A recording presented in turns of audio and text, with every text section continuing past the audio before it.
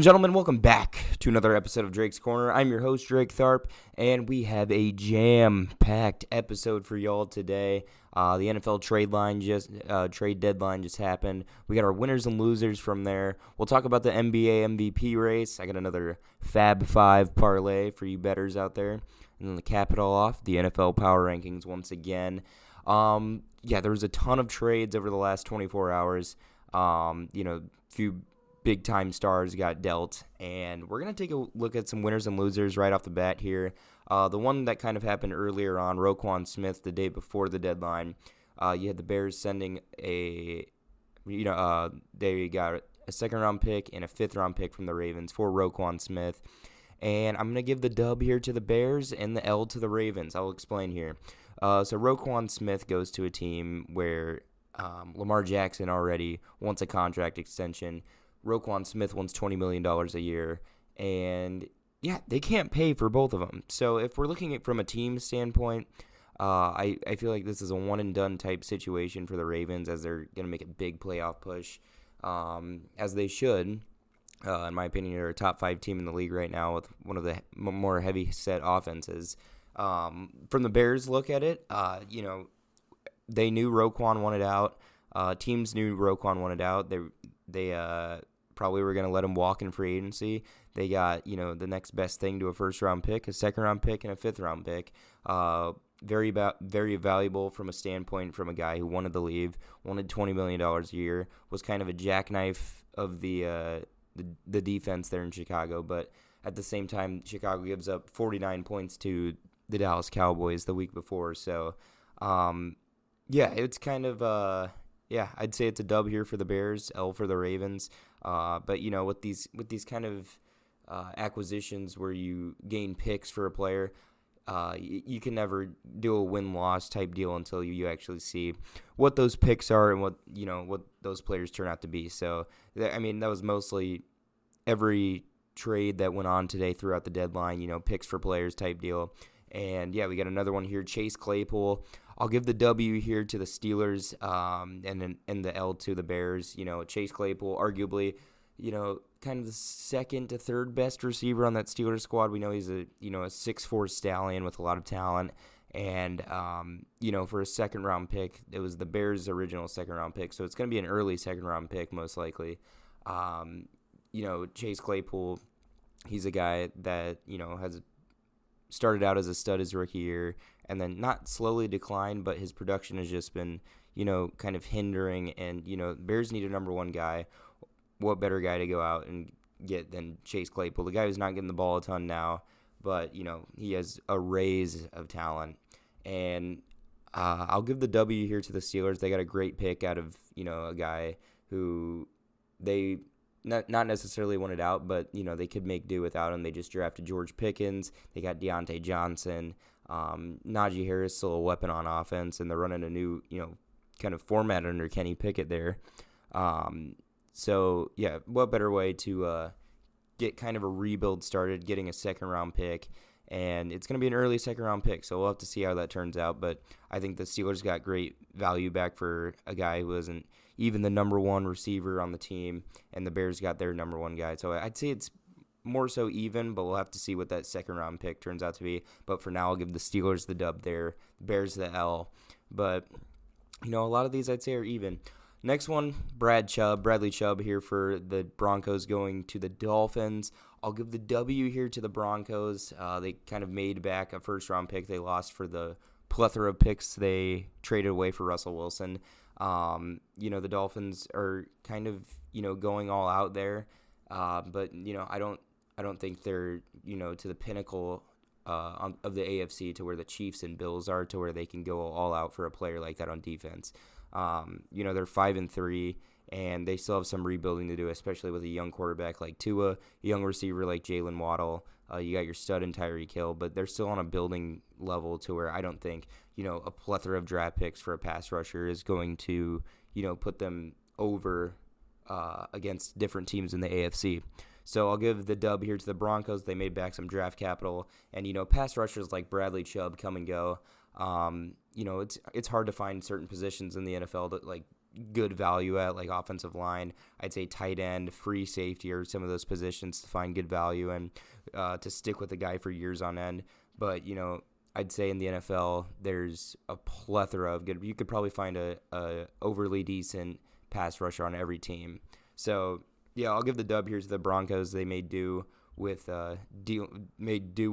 dealing with Bradley Chubb. And I guess the Dolphins take the L here, but we'll have to see what those picks turn out to be. Next big one, Calvin Ridley. This was a kind of the shocker of the day. The Jaguars got him for less than a first-round pick. So I will give the dub here to the Jags. It could possibly be it was a conditional fourth-round pick, but it could turn into a second-round pick if Calvin Ridley essentially stays on the team through, a contract extension. Calvin Ridley was a first-round pick, and the Jaguars gave up less than that for a number one guy. He's a proven guy, too.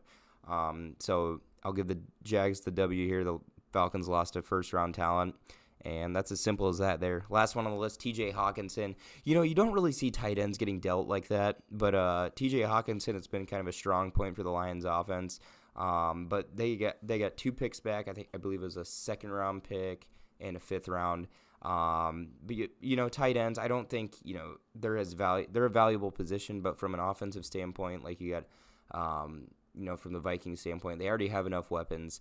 They have a decently talented tight end in Irv Smith Jr. I just don't understand it from their perspective to give up a valuable second round pick. So I'll give the W here to the Lions. They got some draft capital back, and I'll give the L here to the Vikings. But once again, with these pick for player type situations, we'll have to see what those picks entail, what those picks turn out to be.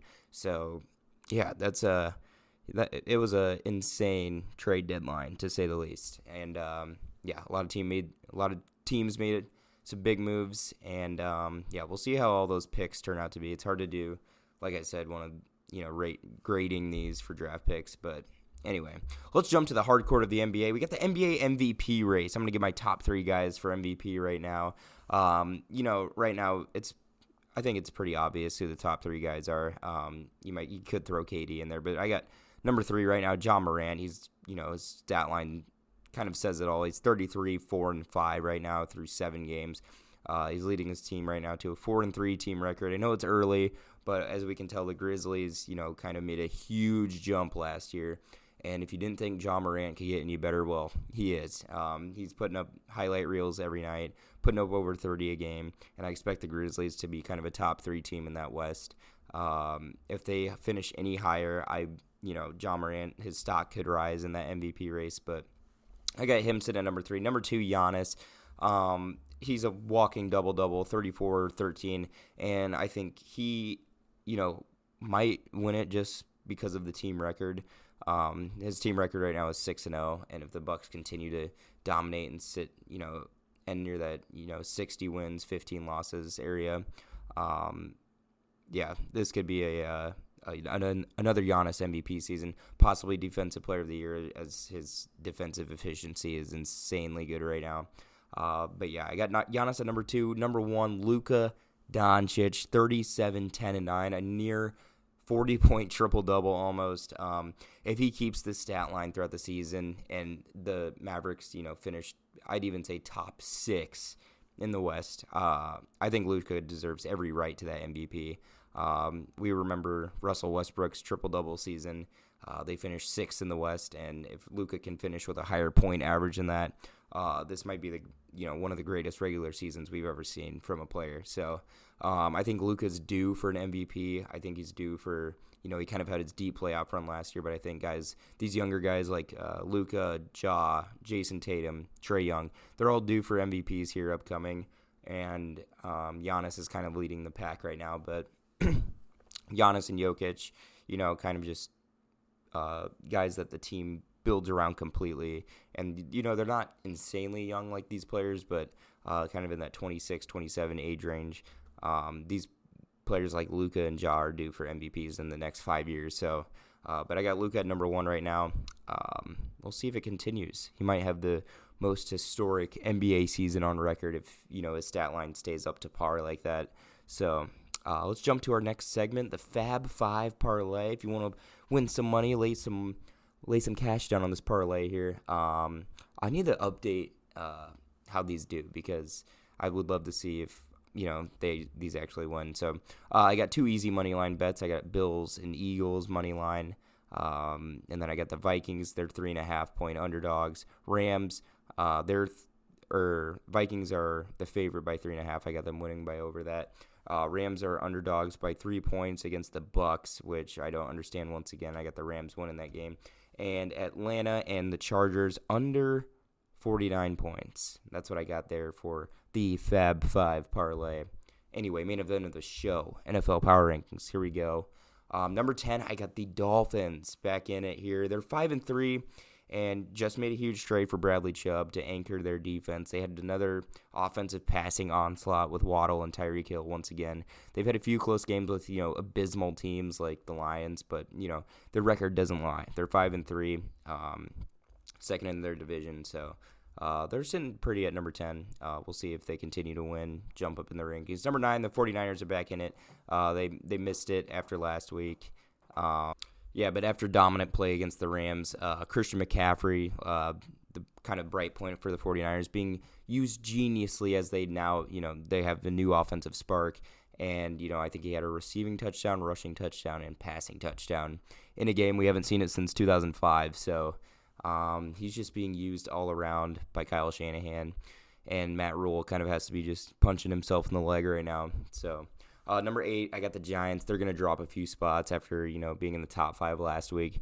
They had an ugly game against the Seahawks. And, after being 6-1, they've been due probably for an ugly game now against a solid team. And they got one against Seattle. So I got them sitting at number 8. Number 7, Seahawks, actually. They got, very good win considering the record standpoint. New York's defense is solid. But Geno Smith and Kenneth Walker, they're a top dynamic duo right now in the league, and they need to be watched out for. I mean, Seahawks are proving that they're right now the best team in the NFC West, and they have a good, young, poised defense ready to make plays. And, yeah, they're young. They're, kind of one of the surprises in the league right now. So, number 6, I got Dallas. Boy, they looked like their old regular season ways of last year, just being an offensive monster. We've been talking about their defense all year, but, their defense looked disappointing, but there's no denying the talent there. When you can outscore your opponent by 20 while just completely sucking on defense, yeah, you're a top team in the league. Number 5, I got the Ravens. Baltimore's only weakness is letting up big plays. I've been saying this week after week. On paper, they should be undefeated. I think a lot of people know that. They could possibly be 8-0. They've had leads in games against the Giants, the Bills, and the Dolphins, who they've also lost to. Like I said, I think they can be a monster in the playoffs. They just acquired Roquan Smith. He's going to be a huge field general for that defense, and they just got to clean up some coverage spots. Number 4, I got the Vikings. Kind of the last 4 the same throughout the power rankings, but number 4, 6-1 record speaks for itself. They're the second best team in the NFC. I see an NFC championship ceiling for them, and yeah, their offense very solid. They just pick up T.J. Hawkinson for some reason, but he's going to be a spark too. He's going to help guys get open. He's going to be another target too. If guys like Justin Jefferson, Adam Thielen can't get open, and the run game is shut down, they got another target. So they're sitting at number 4.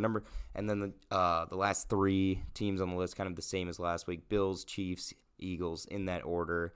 I got the Chiefs, best team in the AFC. Their offense is, they have little room to improve, meaning they are close to perfect. Bills, I think, they're the most balanced team in the AFC, but I think their offense has a little more work to do than Kansas City. And number 1, Eagles, most balanced team in the league, without a shadow of a doubt. Jalen Hurts putting up another MVP-esque performance on Sunday. And, yeah, that'll be my power rankings for the week. And this was a fun one. Trade deadline happened.